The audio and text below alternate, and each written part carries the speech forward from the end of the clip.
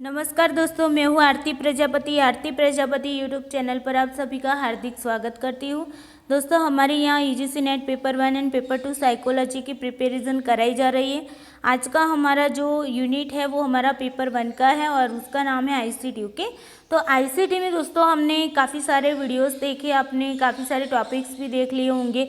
आज हम देखने वाले कंपोनेंट्स ऑफ कंप्यूटर। ओके, यानी कि जो कंप्यूटर के जो भी घटक होते हैं, अवयव बोलते हैं ना, तो उसके बारे में आज हम देखने वाले। ओके, चलिए सबसे पहले वीडियो को लाइक करें, अपने दोस्तों को भी शेयर कर दीजिए ताकि उनको भी ये यूज़फुल हो जाए, और इस चैनल को सब्सक्राइब कर लीजिए ताकि इस चैनल पर जो भी वीडियोस डाले जाते हैं उसके नोटिफिकेशन आपको टाइम पे मिलती रहे। चलिए दोस्तों, चलते हैं टॉपिक की ओर।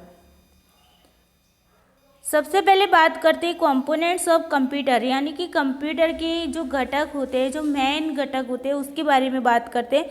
तो उसमें आता है इनपुट यूनिट, फिर आउटपुट यूनिट, उसके बाद आता है आपका सेंट्रल प्रोसेसिंग यूनिट जिसे हम प्रोसेसिंग यूनिट भी कहते हैं। ओके, और फिर आपका स्टोरेज यूनिट जिसे हम कहते हैं मेमोरी यूनिट। तो ये चार जो पार्ट है इसे उसके बारे में आज हम बेसिकली नॉलेज लेने वाले हैं, और उसके बाद जो मेमोरी यूनिट है उसके बारे में डिटेल्स में अलग से वीडियो में देखेंगे। ओके, अभी मैं आपको इन तीनों के बारे में डिटेल्स में बता दूंगी, फिर जाकर हम मेमोरी यूनिट के बारे में डिटेल्स में देखेंगे। ओके, चलिए सबसे पहले दोस्तों देख लीजिए कि यहाँ से जो इनपुट, जो भी आप डाटा होते हैं, मान लीजिए कि आपको जो भी डाटा कंप्यूटर में डालना है तो वो आप क्या करेंगे, तो कीबोर्ड है या फिर माउस है उसके द्वारा आप क्या करेंगे, कंप्यूटर में कुछ डाटा डालेंगे, है ना।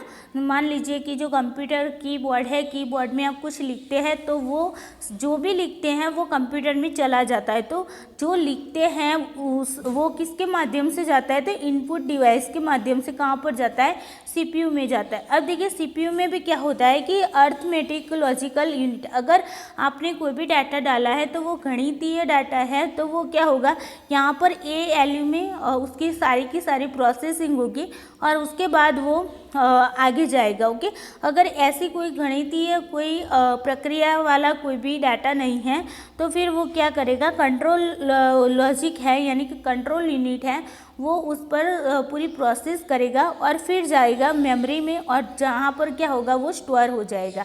अब देखिए मेमोरी में से मान लीजिए आपने कुछ लिखा, कंप्यूटर को आपने कुछ दिया। ओके, यानी कंप्यूटर ने उसमें जो सीपीयू था उसने पूरी प्रोसेस वहाँ पर की, और फिर जाकर क्या होता है कि वो आउटपुट के माध्यम से क्या होता है, बाहर निकलता है। इनपुट का मतलब होता है कि अंदर की ओर डालना, और आउटपुट का मतलब होता है कि बाहर की ओर लाना। मान लीजिए कि आपको किसी भी PDF की प्रिंट निकालनी है तो आप क्या करेंगे, सबसे पहले PDF डालेंगे। तो PDF भी किसी के माध्यम से डालेंगे ना, जिस तरीके से मान लीजिए पेन ड्राइव की मदद से वहाँ पर PDF अंदर डालते हैं। ओके, तो वो इनपुट की मदद से आपने क्या किया, मॉनिटर में वो डालने की कोशिश की, यानी कि CPU में जाएगा, फिर मेमोरी में वो स्टोर होगा, और फिर क्या होगा, आप वहाँ से प्रिंटर की मदद से क्या करेंगे, उसे बाहर निकालेंगे, यानी कि आउटपुट डिवाइस की मदद से आप क्या करेंगे, उस PDF के जो भी पेजेस होते हैं वो आप प्रिंट उसके बाहर निकालेंगे। ओके, आउटपुट का मतलब होता है बाहर निकालना। तो ये जो पूरा आपका कंप्यूटर के जो प्रोसेसिंग होती है, जो प्रक्रिया होती है उसकी, ये आपको इसके जो कंपोनेंट्स होते हैं, उसके जो घटक होते हैं उसके बारे में ये थोड़ी सी इमेज है। ओके, चलिए आगे देखते हैं। अब हम सभी को एक एक करके देखते हैं। इनपुट यूनिट जिसे हम इनपुट डिवाइस भी कहते हैं, तो इनपुट डिवाइस किसे कहेंगे, इनपुट वे हार्डवेयर होते हैं तो जो डाटा को कंप्यूटर में भेजते हैं। मैंने क्या बताया, इन और पुट। ओके, इन और पुट ये दोनों शब्द से इनपुट शब्द बना है। तो इन का मतलब है अंदर और पुट का मतलब है रखना, यानी कि अंदर रखना। ओके, तो हम क्या करते हैं, किसी भी डाटा को कंप्यूटर में जो भी भेजते हैं या फिर कंप्यूटर में रखते हैं उसे ही हम कहते हैं इनपुट। ओके, बिना इनपुट के बिना इनपुट डिवाइस के जो भी कंप्यूटर होते हैं वो कैसे होते हैं, टीवी की तरह होते हैं, यानी कि टीवी की तरह दिखने वाली एक ऐसी डिस्प्ले हो जाती है जिसमें उपयोगकर्ता कोई भी कार्य वहाँ पर नहीं कर सकता। आप टीवी है तो टीवी को आप देख सकते हैं, है ना, लेकिन उसमें कोई भी बदलाव नहीं कर सकते। ओके, तो ये एक प्रकार की एक डिस्प्ले बन जाती है बिना इनपुट डिवाइस के। ओके, कि जहाँ पर आप कुछ भी कार्य नहीं कर सकते। जैसे कि देखिए इनपुट डिवाइस में अगर कई बार क्वेश्चन पूछे जाते हैं, आपको वहाँ पर सारे उपकरणों के नाम दिए होते हैं और आपको बताया गया जाता है कि इनमें से कौन सा इनपुट डिवाइस है या फिर इनमें से कौन से आउटपुट डिवाइस है। ओके, तो यहाँ पर आपको पता होना चाहिए इनपुट का मतलब मैंने बताया कि जिसके माध्यम से आप क्या करते हैं, अंदर डाटा को भेजते हैं। तो मान लीजिए कीबोर्ड है तो कीबोर्ड की मदद से आप डाटा को अंदर डालते हैं। फिर आप देखिए माउस है तो माउस की मदद से आप वहाँ पर डाटा को अंदर डालते हैं ना। फिर यहाँ पर देखिए कीबोर्ड है, माउस है, फिर स्कैनर। तो स्कैनर किस तरीके का होगा, तो स्कैनर के मदद से आप क्या करेंगे, कोई भी पेज, मान लीजिए कि आपको किसी भी पेज की जो भी पीडीएफ बनाकर उसमें डालनी है, तो आप क्या करेंगे, उस पेज को स्कैनर पर रख देंगे और फिर क्या करेंगे, स्कैनिंग करेंगे। तो कंप्यूटर में वो जो पेज होगा उसका जो इमेज होगी वो कंप्यूटर में आ जाएगी। ओके, तो स्कैनर भी हमारा क्या हो गया, इनपुट डिवाइस हो गया। फिर वेबकैम है, तो वेबकैम भी क्या करता है, हमारा जो पिक होता है तो उसे अंदर लेने की कोशिश करता है, यानी कि बाहर से वो क्या करता है, अंदर की ओर ले जाता है। ओके, तो वेबकैम हो गया। जॉयस्टिक, जॉयस्टिक क्या होता है, जो गेम वगैरह खेलता है ना बच्चे, तो उसे जॉयस्टिक कहते हैं। तो जॉयस्टिक की मदद से भी क्या होता है कि मान लीजिए बच्चा गेम खेल रहा है तो जॉयस्टिक की मदद से वो वहाँ से कमांड देगा कि भाई उसे गेम में, मान लीजिए गाड़ी वाली गेम खेल रहा है तो गाड़ी को आगे ले जाना है, पीछे ले जाना है, साइड में ले जाना है, लेफ्ट ले जाना है, राइट ले जाना है, ये सारी जो प्रोसेस होती है वो जॉयस्टिक की मदद से ही तो करता है ना। तो बाहर से वो कमांड देता है अंदर की ओर। तो ये भी हो गई आपकी जॉयस्टिक, क्या हो गई, इनपुट डिवाइस हो गई। फिर ट्रैक बॉल। देखिए सबसे पहले क्या था कि पहले जो भी माउस आता था वो कैसा आता था कि नीचे की ओर बॉल रहता था और हमें कलाइयों को घुमाकर उस माउस को घुमाना होता था और उसके आधार पर हम कुछ प्रोसेस अंदर कर पाते थे। ओके, लेकिन अभी के हाल के जो ट्रैक बॉल होते हैं वो कैसे होते हैं कि ऊपर की ओर बॉल दिया हुआ होता है और वो बॉल है वो 360 डिग्री की कक्षा में क्या करता है, घूमता है। यानी कि आप उसे जिस भी तरीके से उसे घुमाओगे उस बॉल को, तो उस तरीके से वो जो भी कर्सर होगा वो आगे पीछे होगा। ओके, तो ये हो गया आपका ट्रैक बॉल। तो ट्रैक बॉल भी हमारा क्या हो गया, इनपुट डिवाइस हो गया। फिर लाइट पेन हो गए। तो लाइट पेन की मदद से भी हम क्या करते हैं, उसमें डाटा को लिखते हैं मान लीजिए, तो वो क्या हो गया, आपका इनपुट डिवाइस हो गया। ओके, तो ये सारे जो उदाहरण है वो आपको याद रखने हैं। ओके, चलिए उसके बाद देखिए यहाँ पर बारकोड रीडर होता है, तो वो भी इनपुट डिवाइस ही होगा ना। मान लीजिए किसी मॉल में गए हैं और वहाँ पर वो जो मशीन होती है, जो बारकोड स्टिकर होता है, उस पर वो मशीन को रखा जाता है। तुरंत ही वहाँ की जो बारकोड स्टिकर होती है उसके आधार पर वहाँ पर अंदर आपकी प्राइजेस कंप्यूटर में दिखने लगती है। तो ये क्या हो गया, बारकोड रीडर जो होता है वो भी आपका क्या होता है, इनपुट डिवाइस होता है। ओके, चलिए अब आगे देखते हैं, सीपीयू की बात करते हैं। देखिए इनपुट की मदद से आपने कोई भी डाटा डाल दिया कंप्यूटर में। ओके, तो वो डाटा डायरेक्टली कहाँ पर जाएगा, सीपीयू में जाएगा। कहाँ पर जाएगा, सीपीयू में जाएगा। अब देखिए जो सीपीयू है वो प्रोसेसिंग यूनिट और कंप्यूटर का वह भाग होता है जिसमें अर्थमेटिक लॉजिक यूनिट है, यानी कि ALU।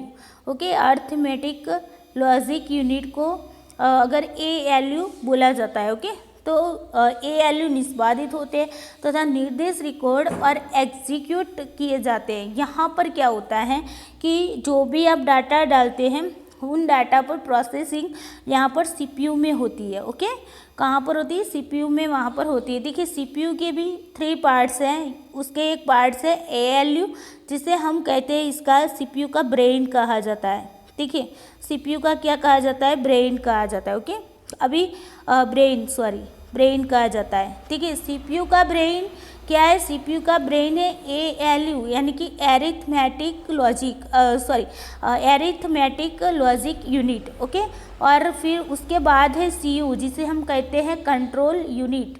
तो जो कंट्रोल यूनिट होता है वो क्या होती है, उसके बॉडी की जो नर्व सिस्टम होती है वो होती है, यानी कि जो तंत्रिका तंत्र होता है ना, वो पूरा का पूरा तंत्रिका तंत्र जो होता है वो क्या होता है, CU होता है। ओके, फिर उसके बाद आती है मेन मेमोरी और प्राइमरी मेमोरी, जिसे हम स्टोरेज डिवाइस भी कहते हैं या तो फिर आप मेमोरी यूनिट भी कह सकते हो। ओके, तो ये होती है हमारा हार्ट होती है, हमारे बॉडी का क्या होती है, हार्ट होती है ना।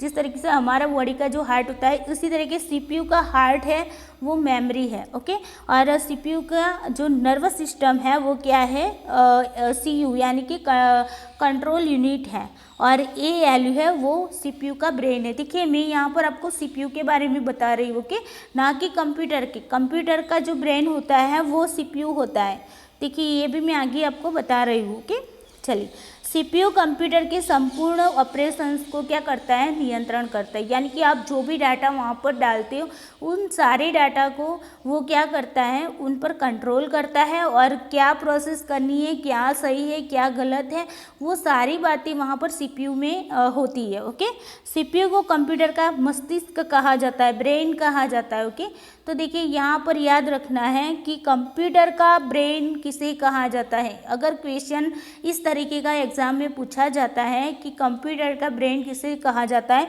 तो कंप्यूटर का ब्रेन दोस्तों सीपीयू को कहा जाता है। ये बात याद रखिएगा। ओके, ये सीपीयू जो है वो किसका ब्रेन है, तो कंप्यूटर का है। लेकिन ये जो सीपीयू है उसका भी ब्रेन है। कंप्यूटर का ब्रेन, देखिए कंप्यूटर का ब्रेन हुआ सीपीयू, और सीपीयू का ब्रेन हुआ ALU। ओके, और फिर सीपीयू की जो नर्वस सिस्टम होती है वो क्या है, कंट्रोल यूनिट है, और सीपीयू की हार्ट माना जाता है तो वो है मेमोरी। ओके, तो यहाँ तक क्लियर हो गया। चलिए, सीपीयू के अवयव हैं ALU, जिसे हम कहते हैं arithmetic logic unit. Okay, CU को बोलते हैं कंट्रोल यूनिट और मेमोरी। ओके, तो ये तीन पार्ट्स हैं वो किसके हैं, सीपीयू के हैं। ओके, इसे ब्रेन कहा जाता है, इसे क्या कहा जाता है, सीपीयू का ब्रेन कहा जाता है, इसे नर्वस सिस्टम कहा जाता है। ओके, नर्वस सिस्टम कहा जाता है किसे, कंट्रोल यूनिट को कहा जाता है। फिर जाकर आते हैं हम, ओके चलिए, मेमोरी को हार्ट कहा जाता है। ओके, जो हमारे सीने में दिल होता है ना, वो हार्ट कहा जाता है। ओके, तो ये तीनों क्या है, सीपीयू के पार्ट है। ओके, चलिए अब आते हैं ALU की बात करते हैं, जिसे हम अरिथमेटिक लॉजिक यूनिट कहते हैं। ओके, तो चलिए अरिथमेटिक लॉजिक यूनिट के बारे में थोड़ा सा देख लेते हैं। तो देखिए अरिथमेटिक जो लॉजिक यूनिट है, जो सीपीयू के लिए सभी प्रकार की अंकगणितीय जो क्रियाएं होती है, अंकगणितीय क्रियाएं का मतलब क्या होता है, प्लस करना, माइनस करना, ओके, भाग करना, गुना करना। ओके, ये सारी जो क्रियाएं होती है, गणितीय क्रियाएं, और तुलनाएं, जो किसी के साथ तुलना की जाती है दो संख्याओं में, ये बताना कि कौन सी छोटी है या कौन सी बड़ी है, या फिर दोनों ही बराबर है या नहीं है। तो ये काम कौन करता है, ALU यानी कि अरिथमेटिक लॉजिक यूनिट करता है। ओके, तो उसके बाद देखिए इसमें सभी प्रकार की जो क्रियाएं होती है, जो सभी क्रियाएं होती है वो किस में होती है, बाइनरी पद्धति में होती है। तो यहाँ से क्वेश्चन आ सकता है कि सीपीयू में बाइनरी पद्धति में जो क्रियाएं होती है वो किस में होती है, तो ALU में होती है। तो ALU में कौन सी पद्धति नहीं, ऐसा क्वेश्चन आ सकता है कि ALU में जो क्रियाएं होती है वो किस में होती है, तो बाइनरी पद्धति में होती है। ओके, इसमें प्राप्त होने वाली संख्याओं तथा क्रियाओं के परिणामों को अस्थायी रूप से, ओके, यानी कि स्थायी रूप से नहीं लेकिन अस्थायी रूप से यहाँ पर स्टोर किया जाता है। ओके, और करने के लिए इसमें कई विशेष बाइट्स होती है। देखिए यहाँ पर क्या बताया गया दोस्तों कि यहाँ पर जो भी संख्याएं, जो भी क्रियाएं होती है, उनके परिणामों को अस्थायी रूप से जब हम स्टोर करने के लिए उसमें किसी विशेष बाइट्स का उपयोग किया जाता है, और उसी बाइट्स को क्या कहा जाता है, रजिस्टर कहा जाता है। ओके, तो यहाँ तक क्लियर हुआ। ALU का काम क्या है, गणितीय जो संख्याएं होती है या फिर किसी संख्याओं की तुलना करना होता है, तो ये काम कौन करता है, अरिथमेटिक लॉजिक यूनिट करता है। मान लीजिए आप लिखते हैं 4 + 2 + 6। ओके, तो इसका जो जोड़ करके जो आपको आंसर मिलता है 12, तो वो काम किसने किया, तो ये काम किया आपके अरिथमेटिक लॉजिक यूनिट ने किया। ओके, तो यहाँ तक क्लियर हुआ। चलिए अब आगे देखते हैं। अब आते हैं रजिस्टर की बात करते हैं। अभी देखिए रजिस्टर के बारे में मैंने क्या बताया कि जो भी संख्याएं थी, मैंने यहाँ पर आपको बताया ना, जो भी संख्याएं थी, जो भी संख्या है उनका जो परिणाम हमें मिलता है, मान लीजिए हमें यहाँ पर मैंने लिखा था 6 + 2 + 4 = हमें कितना मिला, 12 मिला, 12 मिला। ओके, यहाँ पर 12 मिला।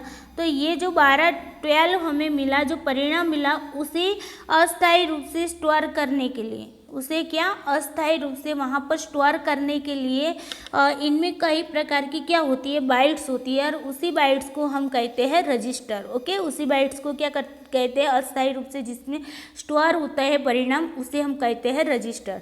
यह एक ऐसा उपकरण या साधन है जिसमें क्या होता है, डाटा स्टोर किया जाता है। और रजिस्टर बहुत तीव्र गति वाले अस्थायी स्टोरेज युक्त होते हैं। देखिए यहाँ पर जो रजिस्टर होते हैं वो उनकी जो गति होती है वो कैसी होती है, तीव्र होती है, और वो अस्थायी रूप से होते हैं। ओके, मेमोरी के क्रम में रजिस्टरों का स्थान सबसे ऊंचा होता है। जो भी मेमोरी होती है ना हमारी, रैम रोम जो भी है, तो उनमें सबसे ऊंचा स्थान किसका है, रजिस्टर का है। तो यहाँ पर आपका क्वेश्चन बन सकता है कि एक बार क्वेश्चन पूछा गया है कि निम्नलिखित मेमोरी के क्रम को अनुक्रम में लगाए। ओके, तो अनुक्रम में जब उच्चतम से न्यूनतम की ओर क्रम में लगाए, तो जब उच्चतम से न्यूनतम की क्रम में अगर लगाना है तो सबसे पहला उच्चतम स्थान किसका है, रजिस्टर का आएगा। ओके, मेमोरी में। ओके, चलिए, किस प्रोग्राम के क्रियान्वयन को सबसे तीव्र गतिशीलता प्रदान करने के लिए रजिस्टरों का व्यापक प्रयोग किया जाता है। देखिए किसी कोई भी प्रोग्राम होता है उसके कार्य के लिए सबसे ज़्यादा तीव्र गति से जो गतिशीलता प्रदान करने के लिए ये जो रजिस्टर्स होते हैं उनका प्रयोग किया जाता है। ओके, चलिए, ये बात हुई रजिस्टर की। अब देखिए उसके बाद देखिए रजिस्टर किसका पार्ट है, तो ALU का पार्ट है। ओके, चलिए अब देखते हैं CU।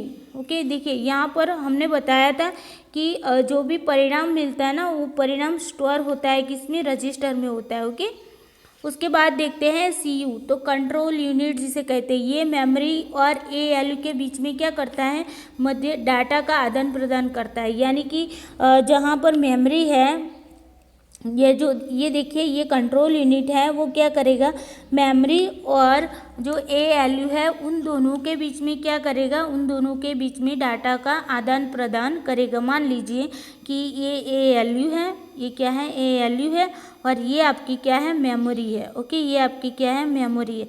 तो इन दोनों के बीच में जो भी डाटा होते हैं उन डाटा का आदान प्रदान करने का कार्य कौन करता है, तो कंट्रोल यूनिट यानी कि CU करता है। ओके, कंट्रोल यूनिट का सबसे प्रमुख और पहला कार्य है कि हम जिस प्रोग्राम का क्रियान्वयन कराना चाहते यह उसे क्या करता है, मेमोरी में से क्रमशः पढ़कर यहाँ पर वो क्या करेगा कि हमें जो भी प्रोग्राम पर कार्य करना है उन प्रोग्राम को क्या करेगा, मेमोरी में क्रमशः उसे पढ़ेगा, उसका विश्लेषण यानी कि एनालिसिस करेगा, और उसके बाद उसका क्या करेगा, क्रियान्वयन कराता है। यानी कि जैसे ही हम CPU में जो भी डाटा, जो भी हमने इनपुट डिवाइस से जो डाटा डाला वो CPU में गया, फिर वहाँ से अगर देखिए गणितीय प्रक्रियाएं हैं तो ALU में जाएगी, अगर गणितीय प्रक्रिया नहीं है तो CU में जाएगी। CU क्या करेगा, मेमोरी में डालेगा, और वहाँ पर वो क्या करेगा, उसका जो भी एनालिसिस होता है वो सारा का सारा क्या करेगा, मेमोरी में उसे पढ़ेगा और उसका एनालिसिस करेगा, और फिर जाकर उस पर कोई कार्य करेगा। ओके, और फिर जाकर वो आउटपुट में डाल देगा। तो ये काम कौन करता है, कंट्रोल करने का काम कोई भी डाटा होता है, कोई भी प्रोग्राम होता है, कोई भी ऑपरेशंस होता है, उनको कंट्रोल करने का काम करता है कंट्रोल यूनिट। ओके, चलिए उसके बाद आते हैं मेमोरी की बात करते हैं। तो मेमोरी जो कंप्यूटर का वह भाग है, देखिए जो CU होता है ना, मैंने CU के बारे में आपको एक बात बतानी भूल गई। CU जो होता है वो क्या होता है, हमारे जो भी CPU होता है ना हमारा, तो उन CPU का वो क्या होता है, नर्वस सिस्टम होता है, तंत्रिका तंत्र जिसे बोलते हैं ना, तो ये तंत्रिका तंत्रवती जो हमारी नसें होती है, जो ग्रंथियाँ होती है, वो सारी क्या होती है, तो जो नसें होती है वो क्या कार्य करती है, आपको पता है ब्रेन होता है वो क्या करता है, ब्रेन तक जो भी मैसेज जाता है तो फिर मैसेज ब्रेन तक जाता है, फिर ब्रेन कमांड देता है जो भी जहाँ से भी मान लीजिए कि हमने कोई प्रोग्राम है इनपुट डिवाइस से डाल दिया ब्रेन में, तो ब्रेन क्या करेगा, ब्रेन उसे देखेगा, उसका एनालिसिस करेगा और फिर जाकर वो कमांड देगा कि भाई ये प्रोग्राम बाहर निकालना है या फिर इस प्रोग्राम को यहाँ पर सेव रखना है। ओके, तो ये काम करेगा हमारा ब्रेन, आगे जाने देगा। और आगे किसकी मदद से जाने देगा, तो वो जाने देगा सीयू की मदद से, यानी कि कंट्रोल यूनिट की मदद से। जिस तरीके से मान लीजिए कि आपका जो हाथ है और यहाँ पर आग जल रही है और उसमें आपका हाथ लग जाता है, तो तुरंत ही हमारी जो नर्वस सिस्टम होती है वो ब्रेन को बताएगी कि जो न्यूरॉन्स होते हैं ना, वो न्यूरॉन्स ब्रेन को बताएंगे कि भाई यहाँ पर आग है और हमारी जो त्वचा को वो स्पर्श हुआ है, तो ब्रेन तुरंत ही हमारी जो भी ग्रंथियाँ होती हैं, ओके, जो भी हमारी ग्रंथियाँ होती है उसे जो मोटर नर्वस सिस्टम बोलते हैं, तो मोटर न्यूरॉन्स को वो बोलेगा कि भाई अपने हाथ को बोलो कि हाथ हटा ले। तो हमारी जो भी नसें होती है, वो ग्रंथियाँ होती है, वो क्या करेगी, अपनी त्वचा को बचाने के लिए अपना हाथ हटा लेगी। तो जो मैसेज जो माइंड से, ब्रेन से हमारे हाथ तक पहुंचता है रिटर्न में, तो उसे ही हम कहते हैं सीयू की मदद से पहुंचता है। इसी तरीके से ये कंप्यूटर भी हमारी बॉडी की तरह कार्य करता है, जिसमें सीयू जो होता है वो हमारी नसों की तरह होता है, जो क्या करता है, कोई भी प्रतिक्रिया करने का काम करता है, यानी कि कोई भी प्रतिक्रिया कराने का काम कौन करता है, तो सीयू करता है। ओके, चलिए अब मेमोरी की बात करते हैं। तो मेमोरी कंप्यूटर का वो भाग होती है जो डाटा तथा निर्देशों को क्या करती है, संग्रह करती है।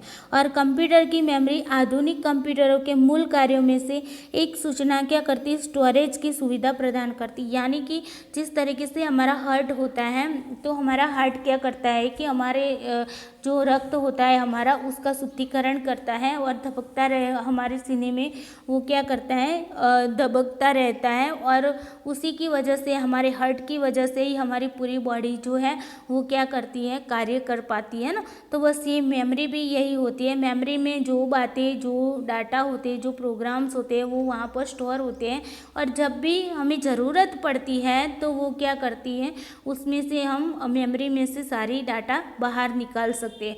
जिस तरीके से हमारा जो हार्ट होता है वो हमारे पूरे बॉडी को ब्लड पहुँचाने का कार्य करता है। तो कभी कभी मान लीजिए कि कहीं पर हमारा ब्लड का जो सर्कुलेशन है वो कम हो जाता है, तो वहाँ पर हमारा जो ब्लड है वो पंपिंग करता रहता है, जिसके कारण जहाँ पर हमारा ब्लड नहीं पहुँचता है वहाँ पर भी हमारा ब्लड पहुँचने लगता है ना।